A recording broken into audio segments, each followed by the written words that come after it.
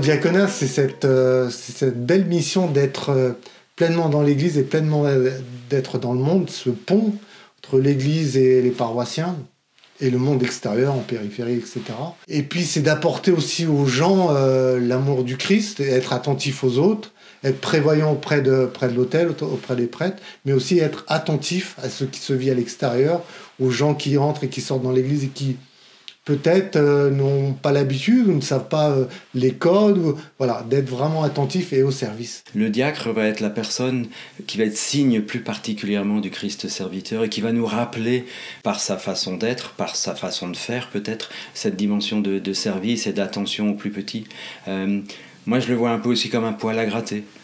Qui va venir questionner la communauté ou qui va venir questionner l'Église sur ce devoir d'attention aux plus petits. Le diacre, on appelle ça le ministre du seuil.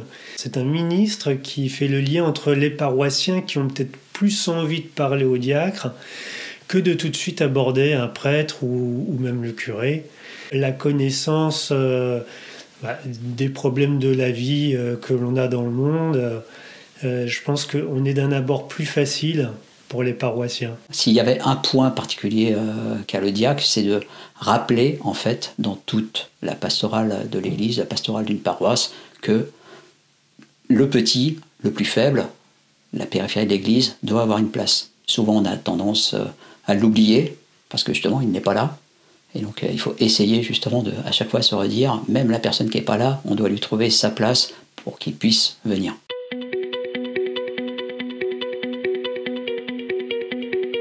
J'ai été interpellé en 2019 par le diacre de notre paroisse et c'était au moment où je commençais à me poser des questions parce que j'arrivais gentiment vers plutôt la fin de ma carrière, comment j'allais pouvoir continuer à servir l'Église que j'aime, la paroisse, puisque c'était à cette dimension que j'opérais. Et l'interpellation est venue à ce moment-là et j'y ai vu comme un signe.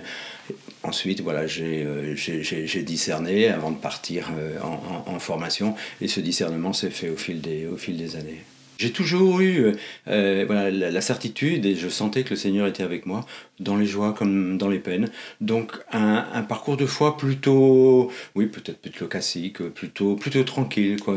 Pour moi c'est un Esprit Saint qui est présent d'une façon, c'est la brise pour moi. Il est toujours là. Je sais que j'ai confiance et je peux compter sur lui. Le Père Parfait, qui nous a appelés il y a bientôt 5 ans maintenant. Il nous a dit « Christophe, l'Église va vous demander quelque chose, réfléchissez ». On s'est dit qu'on était déjà engagé dans la paroisse et que peut-être que le diaconat, ce serait ce que l'Église pourrait nous demander. Moi, j'étais d'abord chrétien par tradition familiale.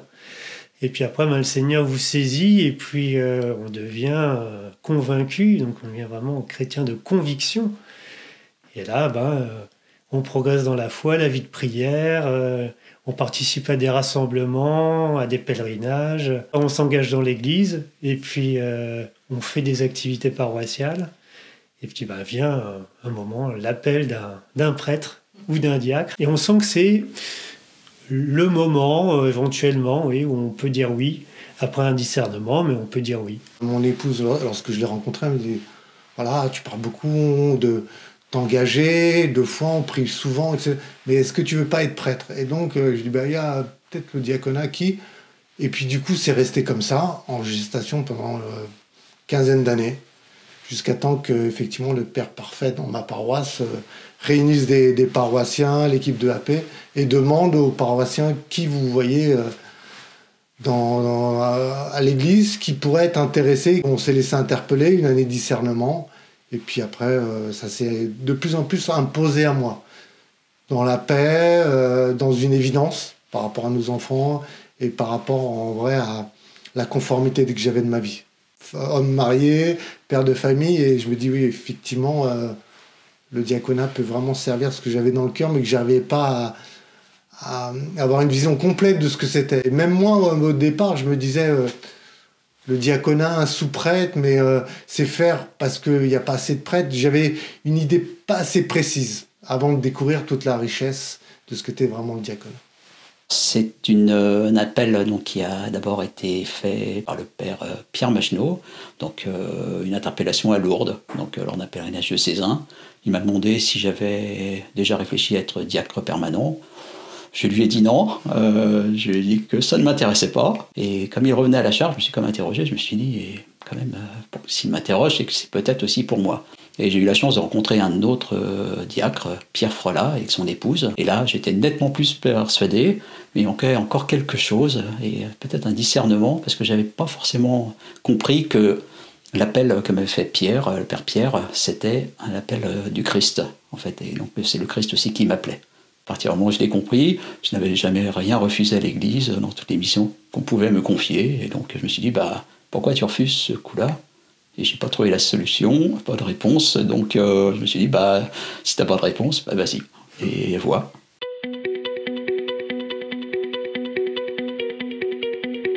L'ordination, c'est vraiment un don de toute notre personne. C'est un saut pas dans l'inconnu, parce que je sais que voilà, il est là et j'espère, je suis sûr qu'il me donnera les moyens d'accomplir mon ministère, mais c'est quand même un grand saut. Demain, je vais être signe visible de l'Église. Donc signe visible, ça veut dire que je vais parler au nom de l'Église, je vais agir au nom de l'Église. C'est une sacrée responsabilité. Alors je pense que c'est vraiment la prière qui va m'aider. Se former aussi, et essayer d'être utile en fait là où je suis, porter en fait un discours humain de vérité. On parle de doctrine sociale de l'Église, mais voilà, essayer de l'appliquer au mieux. C'est vraiment que le début. D'ailleurs, il y a encore 2 ans de formation qui suivent. Il faut continuer à servir, annoncer, essayer d'être cohérent avec ce que l'on annonce. Il y a des fois c'est facile, il y a des fois c'est moins facile. L'Esprit souffle où il veut et c'est tant mieux. Et en tout cas, moi, ça me met en joie d'avoir été appelé, d'avoir répondu oui. Le projet de Dieu, c'est que tout le monde soit sauvé, mais s'ils ne le savent pas, si personne ne leur rend pas, Seigneur, envoie-moi. C'est ça qui me met dans la joie. Envoie-moi, Seigneur, je vais leur parler de toi, parce que tu as fait tellement de choses dans ma vie que voilà, envoie-moi. La fraternité des diacres, on va la découvrir. Je pense que nos frères diacres, qui sont déjà aînés dans le diaconat, effectivement, vont nous accueillir avec joie, que nos épouses vont être accueillies par les épouses des diacres également avec joie, avec bonheur. Donc, je pense que tout le monde sera heureux à ce moment-là de se découvrir les uns les autres et de cheminer ensemble.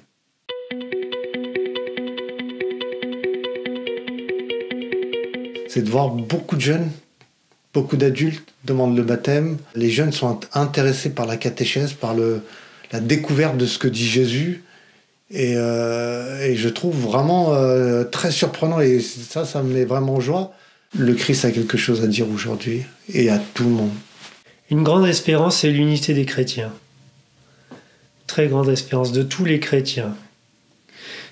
Catholiques, protestants, orthodoxes, une grande espérance. Mon espérance, elle est peut-être à 2 niveaux, de façon assez globale, c'est que chaque homme et chaque femme sentent combien il est aimé ou elle est aimée du Seigneur, et qu'elles prennent le temps de le louer, de remercier le Seigneur, de se confier à lui.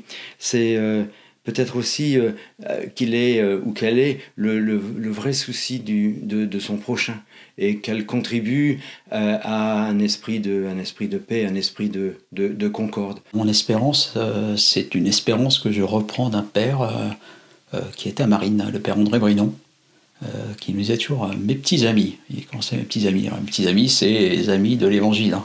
Et voilà. Et vous savez, le meilleur est toujours devant nous.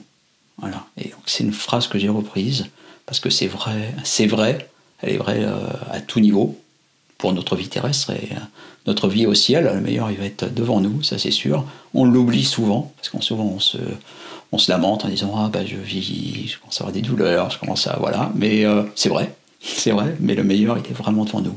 Voilà, il faut garder ça en tête à tout moment.